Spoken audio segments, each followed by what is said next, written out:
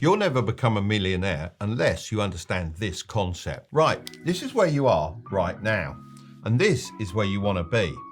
Now, you see this space in the middle? I call this the performance gap. The difference between someone who becomes a millionaire and someone who's just getting by lies in their obsession with closing this gap. Most people's paths look something like this, up and down all over the place, and they never reach their end goal. A person who becomes a millionaire in their 50s will have a path a bit more like this, eventually getting to their goal. Now, my path was a little bit different. Now, I managed to go from point A to point B pretty quickly. To be honest, I think the only reason I managed to bridge this gap was because I didn't have any other options.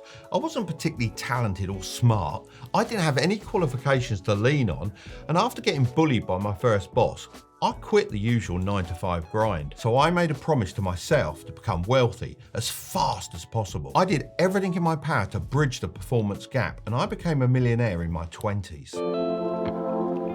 If you only remember one thing from this video, then let it be this. The amount of money you make is always directly proportional to the amount of perceived value you give.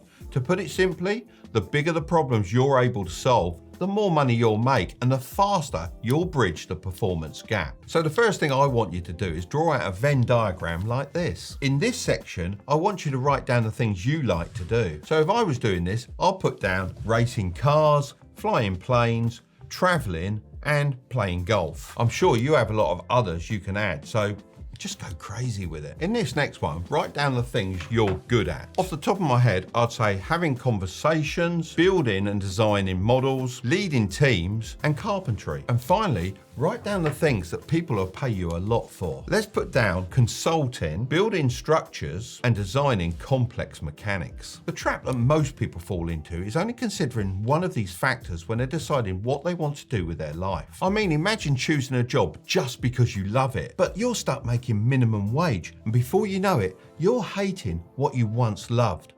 Talk about a passion killer. Or picture this, you're good at something, so you make it your job, but you're working your fingers to the bone and still not making enough money. You're stuck in your comfort zone, not really going anywhere. And then there's this scenario where you pick a job just because it pays well, which sounds good, right? Well, not if you're miserable every single day. That's why the only solution to becoming rich and happy is to find something that's in all sections. I call this the value zone. I managed to find this early on by combining my passion for model helicopters with my skill for building models and advice people would pay for. This led me to opening multiple model shops and designing my own brand of models that I sold across the globe. The problem with the way